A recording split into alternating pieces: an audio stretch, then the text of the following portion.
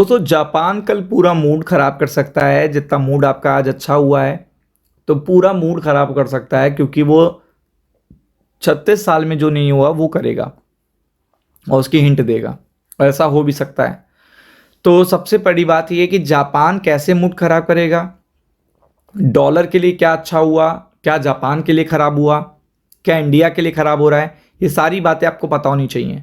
केवल देखिएगा, आपको पता है मैंने कहा था कि बहुत ही मार्केट ओवरसोल्ड है, तो एक गुड न्यूज़ आएगी। गुड न्यूज़ आपको देखने को मिला, केविन वॉश की जो चीज़ें थी वो चीज़ का भी इम्पैक्ट पड़ा और बाकी ट्रंप ने भी फ्यूल अप करा। बट ये लास्ट लॉन्गर नहीं है, चूंकि डोमेस्टिकली मार्केट में एक तो इतनी ज़्यादा अभी स्ट्रेंथ नहीं है, और साथ में जापान पूरा एशिया का मूड खराब कर सकता है, इवन यूएस का भी खराब कर सकता है। अब कैसे, एक एक करके बताते हैं। जापान में जो बॉन्ड यील्ड है इस समय वो 3% पर है। सबसे ज़्यादा जापान से पैसा किसने लिया है? यूएस ने लिया है। तो ये यूएस के लिए खतरे की घंटी है कि उन्हें उनका जो कर्जा है वो बहुत महंगा होने वाला है। मतलब ये बहुत ही ज़्यादा महंगा होने वाला है, क्योंकि जापान में इतनी बॉन्ड यील्ड 90s के दशक में देखने को मिलती थी। तो आपको पता है कि सस्ते सस्ते दिनों में उन्होंने पैसे उठा लिए यूएस ने। अब महंगे दिन आ गए हैं, तो महंगे दिन में उनको पे ऑफ ज़्यादा करना पड़ेगा, और जब पे ऑफ ज़्यादा करना पड़ेगा तो देश के पास ऑलरेडी बहुत कर्जा है, तो वो कर्जे पे फिर और इंटरेस्ट, फिर इंटरेस्ट पे इंटरेस्ट, इंटरेस्ट पे इंटरेस्ट, चीज़ें खराब हो जाएंगी। तो आप देख सकते हैं फिस्कल वरी आ चुके हैं, माउंट हो चुके हैं। कहाँ पे? इन्फ्लेशन का डर देखिएगा जापान में आ चुका है, और जो पिछले देखिएगा 30 साल में नहीं हुआ वो 30 साल आपको देखिएगा यहाँ पे सच होते हुए देखने को मिल रहे हैं। जो 10 ईयर का बॉन्ड यील्ड है वो हाईएस्ट देखने को मिल रहा है। सितंबर 1996 में इतना लेवल आया था। लास्ट सितंबर 1996 में ये लेवल देखने को मिला था, और आप समझ लो कि एक नहीं मल्टीपल नेशन ने यहाँ पे जापान से कर्जा लिया है। तो उनके लिए भी खतरे की घंटी है, उन्हें पे ऑफ करना पड़ेगा जापान को। अदरवाइज उनके डेप्ट जिनके मेच्योर हो रहे हैं वो तो दिक्कत ही है, बाद में उनको बहुत ज़्यादा इंटरेस्ट पे करना पड़ेगा, जो कि जापान कभी लेता ही नहीं था।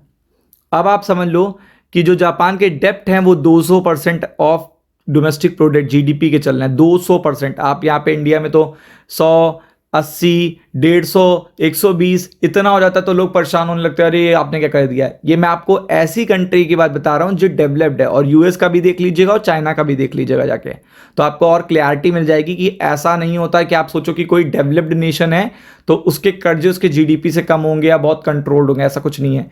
जीडीपी का 200% पहुंच चुका है इनका डेप्ट। अब आप समझ सकते हो। तो ये बैंक ऑफ जापान के ऊपर बहुत ज़्यादा प्रेशर है, बहुत ज़्यादा प्रेशर है। अब आप ये समझ लो कि ये चीज़ 90 में देखने को मिलती, मिड 1999 में, उसके बाद फर्स्ट टाइम देखने को मिल रही है। मतलब 30 साल के बाद देखने को मिल रही है। और मैं आपको ये इन्फॉर्मेशन दे क्यों रहा हूँ ये भी जानना आपके लिए ज़रूरी है। ये इन्फॉर्मेशन मैं इसलिए दे रहा हूँ क्योंकि ये चीज़ इसलिए हुई है। बॉन्ड मार्केट तब बढ़ता है जब इन्फ्लेशन का खतरा बढ़ता है, और इन्फ्लेशन का खतरा बढ़ने वाला है क्योंकि बैंक ऑफ जापान का टारगेट हिट होने वाला है, वो भी 24 घंटे में, शायद 24 घंटे में। तो बैंक ऑफ जापान को 2% से कम का इन्फ्लेशन रेट रखना है, बट अगर 2% भी टच हो जाता है तो जापान के लिए बहुत बड़ी बात हो जाती है। मतलब उनका लेवल जो उन्होंने इतना बफर बना के लेवल बनाया था वो अगर टच हुआ जा रहा है तो ये जापान के लिए बहुत बड़ी बैड न्यूज़ है। और कल आना है जापान का डेटा, बिल्कुल सही सुना आपने। जो डेटा आना है जापान का वो कल आना है। ये देखिएगा सीपीआई का 21 अगस्त को, और यहाँ पे माना जा रहा है कि ये डेटा ऑलमोस्ट जो जापान का बैंक ऑफ जापान का टारगेट है, ये देखिए 2%, इसको हिट कर सकता है। और ये चीज़ तो बहुत ख़राब चली जाएगी, जो कि बैंक ऑफ जापान तुरंत एग्रेसिवली रेट हाइक करेगा।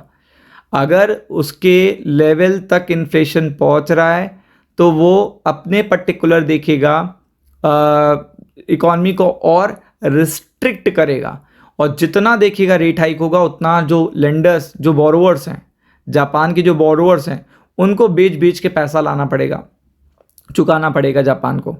और वो चीज़ देखिएगा सारे ग्लोबल मार्केट में देखने को मिलेगी। मतलब सारे मार्केट परेशान होंगे, चौतरफा बिकवाली देखने को मिलेगी, क्योंकि जापान सबसे सस्ता लेंडर था बहुत टाइम से, 30 साल से, 25 साल से।